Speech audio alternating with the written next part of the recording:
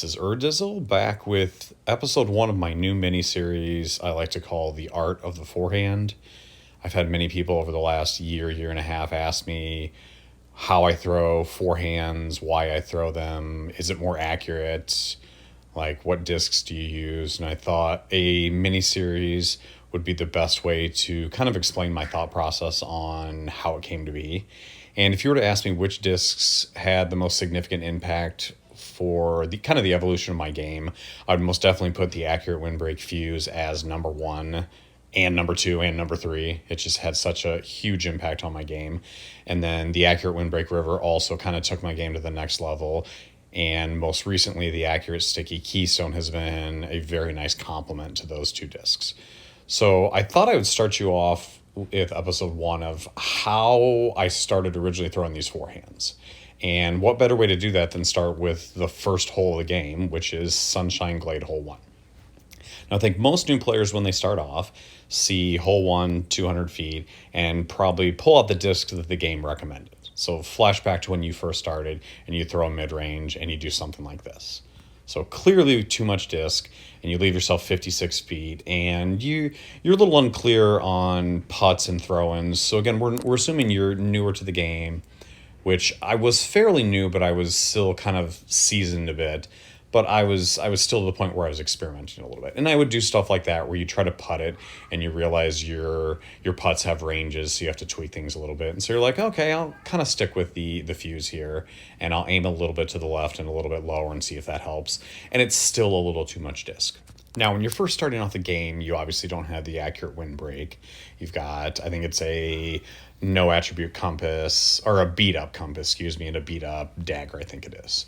And so then you realize you're 60 feet out. And this is one of those where it's basically 200 feet straight ahead. It's supposed to be an easy shot. And you're able to make the putt now and then. But it's like, it feels like this hole should be easier. So you aim a little bit lower, and then you start to kind of dial things in. And I know if you've watched a lot of my videos, you know I use that phrase, dial it in. It's like you make those little incremental changes to try to get the disc where it needs to go.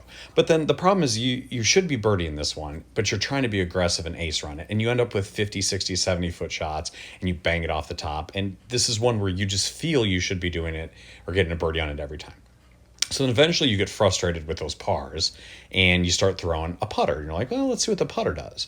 And then you realize the putter is perfect for this. So you're not ace running it, but it's a really, really, really easy birdie, which is what it should be. And that's how most new players play. They're not thinking of the ace runs that a lot of veteran players are. They're just thinking, I need to birdie this, and there's no reason I should never not birdie it. And so you start doing this, but then you start to get a little curious, and you're thinking to yourself, well, what if I want to be a little more aggressive? You realize the fuse it was enough disc to get an ace run. So you start making those incremental changes, a little bit lower, a little bit further left. But then you're missing, and again, I made that one, but you're 66 feet out, which is no guarantee, especially when you're a newer player. We all remember those moments where that sinking feeling in the bottom of your stomach when you par this hole, or worse, when you bogey it, back in the day where you could actually go long and out of bounds. And so then some changes you make there, you eventually come across a Glide putter. So that was a Glide Pure. And that Glide Pure seems to be kind of the best of both worlds. It's a little bit longer than your default putters, but it's not so long that you're going to be getting ridiculously long putts coming back. So like there, you hit the top of the basket, 23 feet. And like it seems like you're good to go. And then eventually you start figuring out with the wind. And the Pure is interesting because it's not as straight as you think it is. It actually has a very slight right to left, that left fade, which is actually one of the reasons why I prefer the Keystone now, because the Keystone flies. Basically, the Keystone, the Fuse, and the River fly exactly the same. They're just faster discs. They have that initial turn, and then right there is able to, finally you ace it, but they have the initial turn and then they go straight. So here's where it really started to change for me. This was my bag way back in the day when I was one of only 3,000 rated players. It might have been a little after that. You had 6 discs, you had a Pure, which was your putter, and I would use the accurate sticky. And then you had the accurate windbreak fuse, the Explorer, the accurate windbreak musket, and then the big boys, the light glide and the light skip ballistas. Remember, there were no ballista pros back then. But the problem that every player would run into back then was you only had 6 discs. So you're kind of limited, no room for recoils unless you wanted to ditch the musket. And so the big change that I made was right here. I started switching things up. I ditched the Explorer for the river. I ditched a putter and started putting with a fuse. And what that did was taking that putter out of my bag freed up an extra spot. And so I was able to throw in a musket and a recoil while still keeping my 2 ballistas. The only problem was I had to figure out what to do on those holes where the pure was my disc of choice. And ironically, I never really used the accurate Glide pure. I preferred the accurate sticky, and the accurate sticky wasn't really enough to ace hole 1. So the bag you see here with the fuse, river, musket, recoil, and 2 ballistas was the one I really used to kind of elevate my game. But I had to go back to some of these holes like Sunshine Glade Hole 1, figure out what disc do I use. And something one day I saw or I thought, I'm like, what would happen if I started throwing a forehand on this hole? And I had a line for a backhand fuse, and I would ace it. I would ace it often, but I would leave myself with some ridiculously long comebackers. And every once in a while, I would get a par on it, and it would really frustrate me. And so I thought I'd try the forehand. And I always use that word incremental because I really made slow changes over time to try to dial in what I needed to do to get the fuse to work for this particular hole. And so right here is where I really learned the fuse. I learned what it does. I learned the turn. I learned the wind. Even though the wind's only 1 or 2 on Sunshine Glade, I really figured out what that disc does. And this is where, once I was able to figure it out, like the floodgates opened and I just started doing stuff like that. And once I hit it and once I figured out what it could do, it was game on. And it took a little while for me to translate this to other courses. But when I would miss, I wouldn't be getting 50, 60, 70 footers. I'd be hitting the basket. And that's what I got really good at. It was even when I missed, I would still hit the basket, or I would skip 30 feet long, maybe 40, but it was always within putting range. And the first time I really got a taste of what this disc could do was on Oak Hill Hole 6. People like to be aggressive on that. Back in the day, the developer was making a lot of changes to the drivers, so you never knew what a driver was going to do. It was a risky proposition going for that island. And so my play was I would always play the river. I wouldn't even move, if you watch the next throws, I wouldn't even move my aim point from the tee. And then I use my knowledge of forehands that I learned right there. Now, my first time started doing this, I would go long. I would skip off the top. I had to get the elevation worked out. But once I figured it out, here's my rethrow.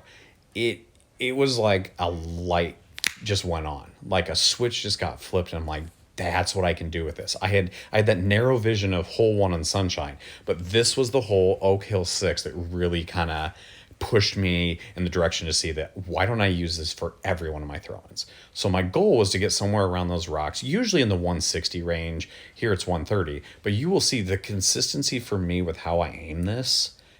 I don't really go for the island very often. Some people will use, like a glide skip havoc and a light skip havoc now because they can skip it off the ground. But for me, it's such a high percentage play to just do this, lay it up with a river, or nowadays I actually lay it up with an accurate windbreak musket. I just aim higher and slam it down. But I was able to do this.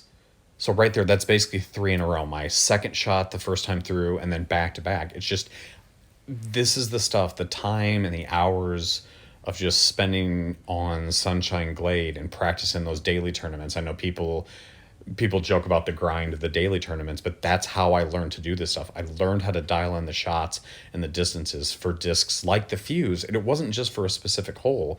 The things I learned by doing that over and over and over, even right there when I miss, I still feel comfortable doing it, that I'm not going to go in the water anymore, that I'm going to hit basket. It was an eye-opening experience. And so I think once you get over the fact that there are other ways to do it, and once you learn those grinds and figuring out holes, you can apply them to different situations and different holes. It opens your game up to completely different levels. Even here with a wind of 3, I'm able to adjust to that, and it goes a little high sometimes. And that's what it does. You have to be comfortable with the fact that you're going to make mistakes. But then right here, I'm going to rethrow. And I mean, if I'm a 50% clip from 160, how many of you would feel comfortable making 50% of your shots from 160 feet? And that's how I felt. That's how I feel when I throw these shots. And we'll do another one just to show you.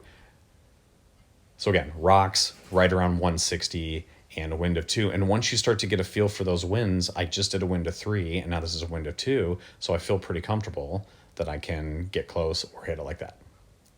And so that is the evolution of how the forehand started for this episode 1. And so as we move forward, I'm going to focus my attention on the 3 discs that I use for forehands, the Keystone, which for me is now a shorter fuse. It does the same stuff, but that sticky allows me to be a little more aggressive and not have to worry about sliding long. The fuse obviously is the one I learned. It's like the first bicycle or your first car. That's what I learned on.